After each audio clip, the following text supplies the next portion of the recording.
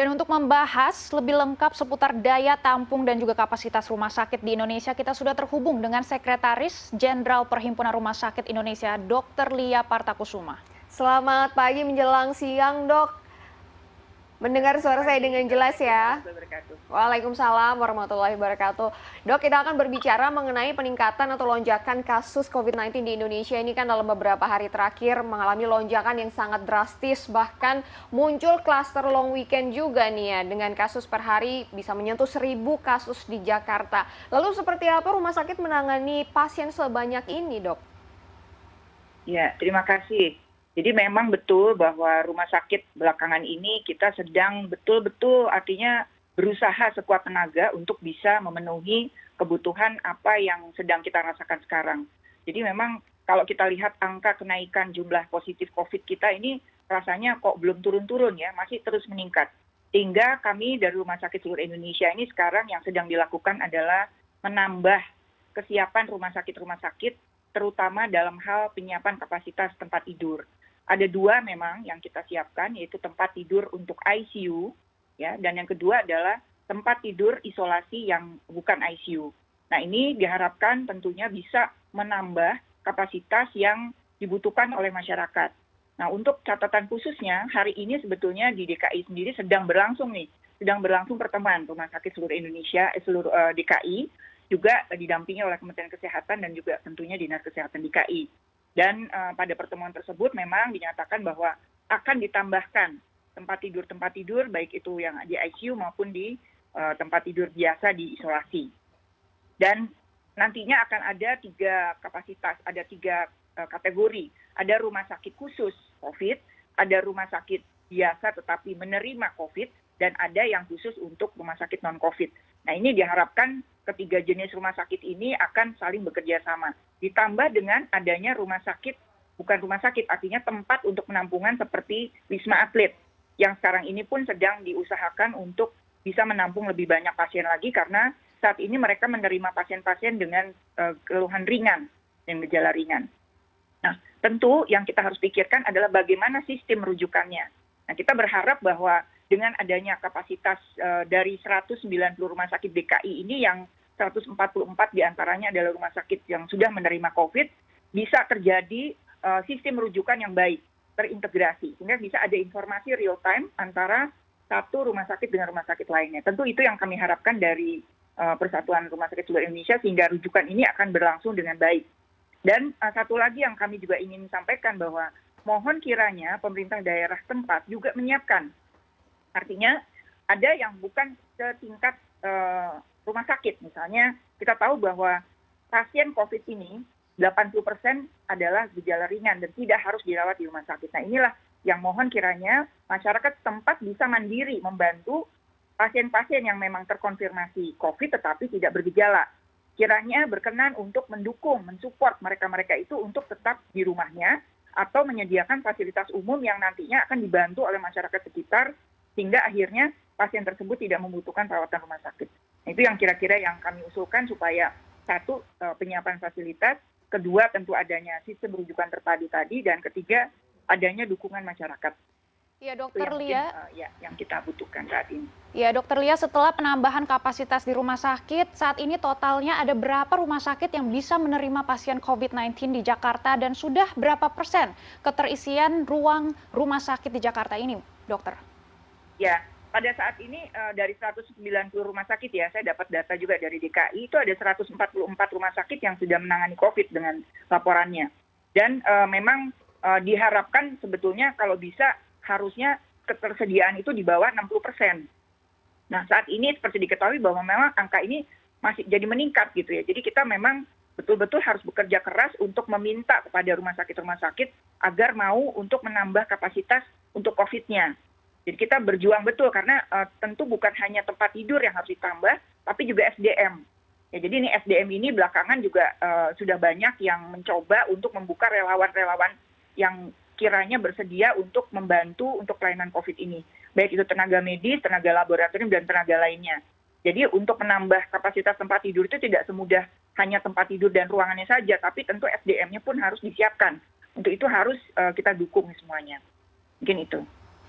Ya, Dok, kalau misalnya ini rumah sakit penuh gitu ya, biasanya apa nih yang disarankan ke tim medis, ke pasien untuk penanganannya, dan memungkinkan nggak sih kalau misalnya rumah sakit ada yang tidak menerima pasien COVID-19, akhirnya dibuka untuk menampung pasien COVID-19 ini, Dok?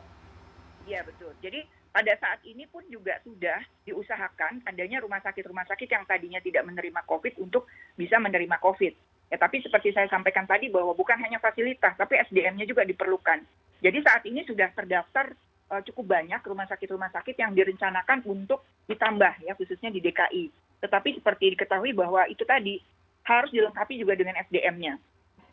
Dan satu lagi mungkin yang saya ingin pesankan juga kepada masyarakat, kadangkala dengan maraknya sekarang ini pemeriksaan yang dilakukan baik secara mandiri maupun adanya screening aktif ya dari pemerintah daerah, maka tiba-tiba banyak orang yang positif COVID, baik itu bergejala maupun tidak bergejala. Dan ini menimbulkan kepanikan karena mereka merasa bahwa kalau positif COVID itu harus dirawat di rumah sakit.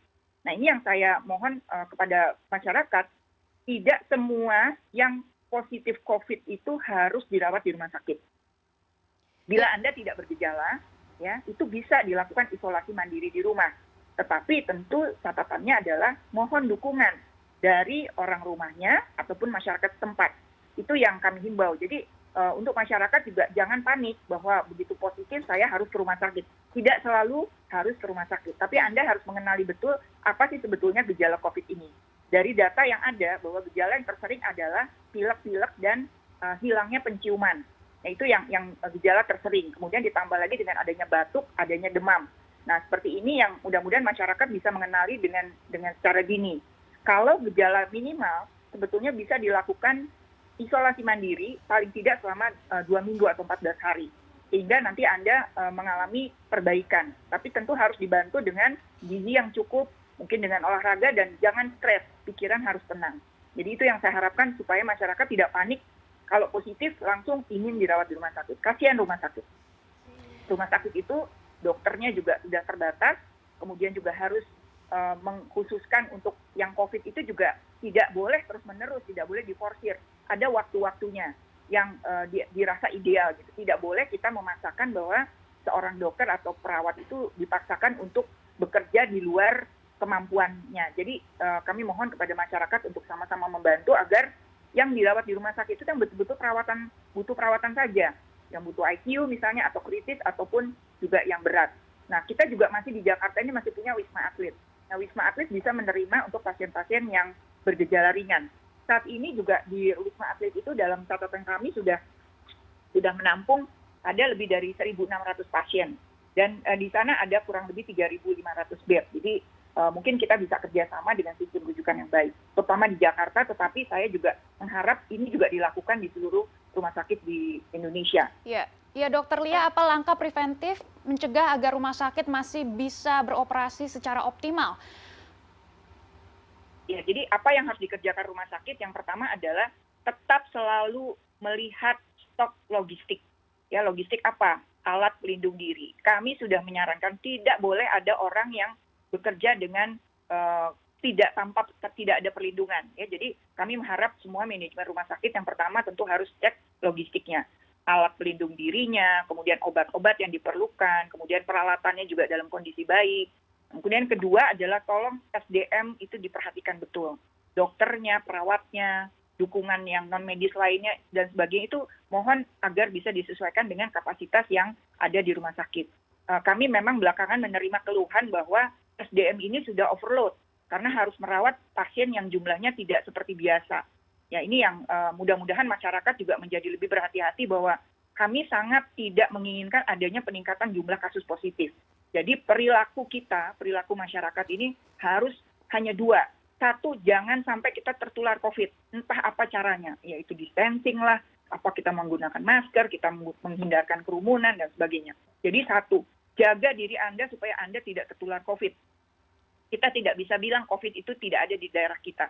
Mungkin di sebelah kita itu ada COVID, itu juga harus kita hati-hati. Kedua, bila Anda positif, atau Anda bahkan nggak tahu Anda positif atau tidak, usahakan jangan sampai bisa menularkan pada orang lain. Ya, karena ini hal-hal yang mudah terjadi gitu. Kalau kita santai, kalau kita tidak peduli, itu bisa jadi kita positif, kita nggak tahu, dan kita juga menularkan pada orang lain. Jadi 2 prinsip itu, jangan sampai kita tertular dan jangan sampai kita menularkan orang lain. Itu lebih baik daripada kita harus ada pasien COVID yang harus sampai masuk rumah sakit. Itu, Mbak. Baik, Dok, terakhir ini bagaimana mengenai pembiayaan dari pemerintah untuk dana COVID-19 sendiri? Apakah ini sudah dibayarkan ke rumah sakit dan seperti apa masalah biaya perawatan ini? Ya, terima kasih. Jadi memang pemerintah saat ini mengucurkan dana untuk 2 bahkan 3 ya sekarang. Yang pertama adalah untuk pembiayaan pelayanan COVID ya. Jadi mana-mana rumah sakit yang melayani COVID itu disilahkan untuk mengajukan klaimnya kepada pemerintah. Yang kedua adalah untuk tenaga kesehatan. Jadi tenaga kesehatan juga diminta untuk dengan data-data yang valid dari rumah sakit untuk bisa diajukan kepada pemerintah untuk sebagai ini yang disebut sebagai mungkin reward ya, atau apresiasi terhadap mereka-mereka yang bersedia untuk melakukan pelayanan COVID. Nah, yang ketiga juga sekarang ini pemerintah juga mengucurkan dana untuk sarana dan prasarana. Jadi beberapa waktu yang lalu seperti tadi mungkin di DKI dan beberapa tempat di provinsi lain juga sudah mencoba untuk mengembangkan fasilitas. Nah, itu juga beberapa dibiayai oleh pemerintah. Memang saat ini belum 100% terbayarkan, tetapi dalam proses yang bagus, dan kalau kami lihat progres sudah ada dari yang mulai tadinya 20%, 30%, 40%, 50%, dan bahkan yang kali ini yang kita lihat sudah banyak yang di atas 50% rumah sakit menerima klaimnya. Nah, tetapi tentu dengan kerjasama yang baik, dengan komunikasi yang baik antar rumah sakit dan yang melakukan screening, yang melakukan verifikasi, yaitu BPJS. Jadi kami berharap dari rumah sakit mudah-mudahan kita bisa dibantu. Jadi sekali lagi tidak ada rumah sakit yang ingin menambah-nambah biaya ya. Jadi artinya mudah-mudahan masyarakat juga bisa membantu support moral pada rumah sakit, bahwa rumah sakit itu sebetulnya tidak ada yang ingin menambah-nambah bahwa akan menjadi keuntungan dan sebagainya. Tapi ini adalah kegiatan yang operasional yang memang harus kita lakukan.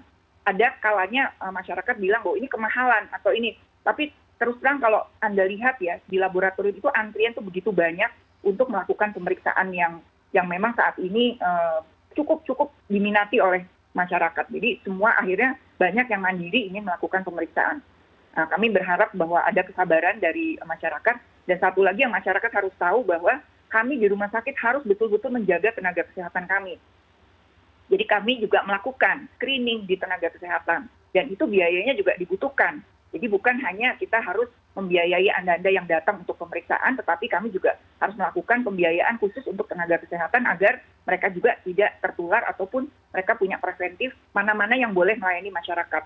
Kalau tenaga kesehatan positif, masa kita biarkan untuk pelayanan masyarakat, kan tidak. Nah, jadi itulah, maka kami di rumah sakit ini kerja keras luar biasa. Jadi apresiasi saya buat seluruh warga rumah sakit yang kita rasanya udah nggak pernah memikirkan apa-apa lagi kecuali kita ingin membantu masyarakat supaya masyarakat terlayani dengan baik. Jadi mohon jaga kualitas pelayanan, dan sekali lagi masyarakat mohon bantu kami lah dari rumah sakit agar kalau perlu tidak usah harus dirawat di rumah sakit lah, lebih baik preventif. Jaga kita harus saling menjaga antara kita, antara masyarakat rumah sakit, antara pemerintah yang sekarang ini mati-matian untuk membantu agar COVID ini tidak banyak di bumi Indonesia.